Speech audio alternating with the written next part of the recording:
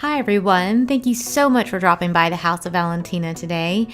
We are in full fall mode. The kids have started back to school and all those long summer days of jumping in the pool are kind of coming to an end. I want to talk today about how we come up with a whole house project. I think sometimes it can feel a little bit overwhelming when you're trying to create an entire home, and I want to share some of my tips and tricks on how I work in my own home and also how I work with my clients to create a cohesive home that really shows off your personality and who you really are and those that live in your home with you. The first thing I do when I'm working on a project, either with a client or for myself, is I think of the words that I would use to describe how I want the overall feel to be. So for me, that's rock and roll, monochromatic, a little bit sexy, but comfortable too. Next, I'll hit Pinterest. It's so great to use Pinterest as a tool because it can really show you what a black sofa might look like in a room or those floors you're debating, and you can really get a visual for all the different ideas that you might have running through your head. Next, I'm going to think about fragrance. How do I want my house to smell?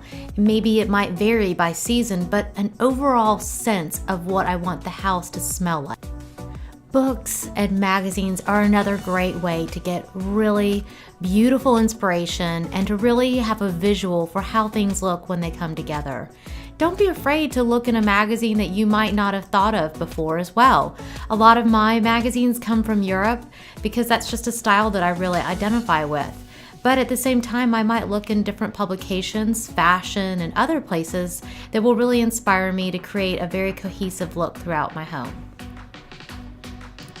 It's a really great idea to corral some of your favorite items. I really love to put a twig that my son has collected along with maybe some linen that I've had for a certain project, and putting all those into one space just reminds me of where I want my space to go.